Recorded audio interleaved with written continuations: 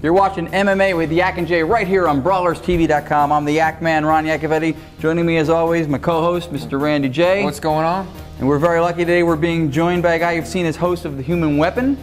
Coming up in a couple things he's going to tell us about. He's going to be on Pimping While Empty. I think it's called Pimping on Empty, something like that. And MMA Legacy, two different things. Anything successful he has going on, we're here to anything that I can the screw title up of. in the words, because that's what we're going to do. He's going to be doing that. Okay. Yeah, this is where his career goes down, right here. So we introduced Jason Chambers. Jason, how we doing, man? You guys should have some like audio dubbed in claps, like the Cheers shows used to, like the audience. Right now it kind of has that creepy To Catch a Predator vibe, so let's work on that. Yeah, like Dateline right now, or whatever it is.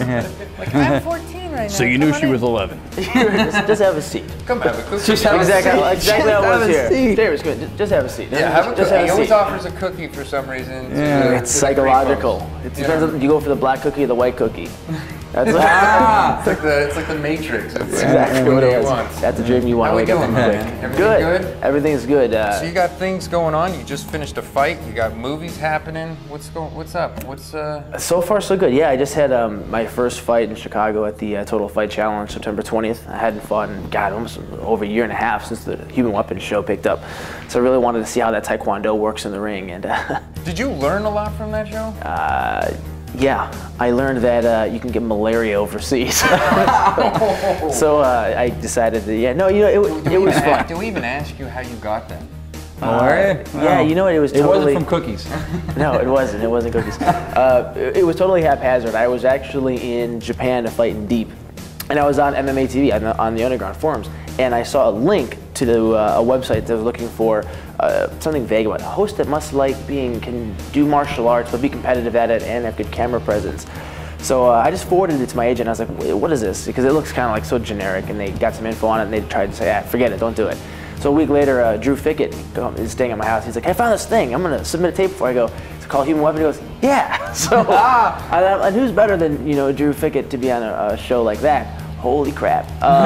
Drew Fickett is hilarious. He's a good fighter, but he is hilarious. He's out of control. He is. He just had a little baby, too, about a month. On my fight. He has congratulations. Mr. Fickett, congratulations. I actually had breakfast with him in London after a cage rage event, and he had me laughing at 6 o'clock in the morning with no sleep. Funny guy. Yeah, Drew's awesome. Drew's one of the few people that whenever I have him in my car, my premium goes up. I mean, it's pretty out of control. So how long did you do Human Weapon?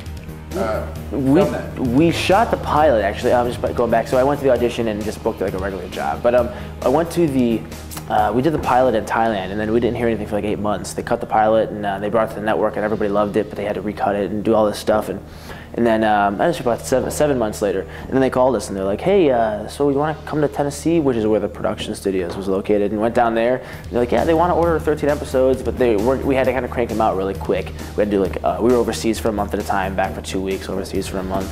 I think we did a total of 15 or 16 episodes, and they cut together some highlight. But for some of us, I know I met you in person after I had already seen the show. And I liked the show, and I told you that I meant it sincerely. What was one of the things you hoped would come out of that show, like what people would get from it? Well, what was going into it was kind of cool was I had a traditional martial arts background. I did judo and kung fu and stuff growing up, and then I have the MMA side. So I thought what was cool about the show is that it kind of bridged the gap because it had some of it from the traditional side, because all the arts we were doing were traditional, but I was kind of looking at them through like a cage fighter or mixed martial artist standpoint.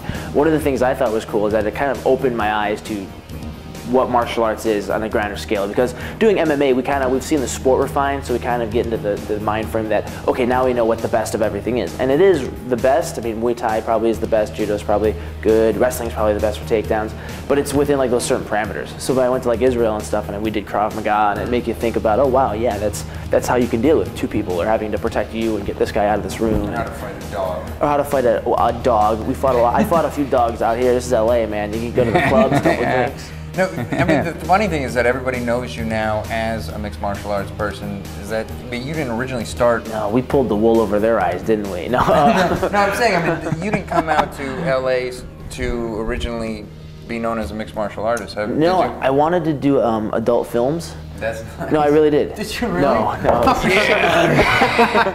just gonna say that was absolutely That was fantastic. Oddly enough, you could have used the same title, The Human Weapon. Yeah, that's right. On that note, we'll continue this segment in a little bit. Right now, you're just watching MMA with Yac and J on BrawlersTV.com. Watch part 2.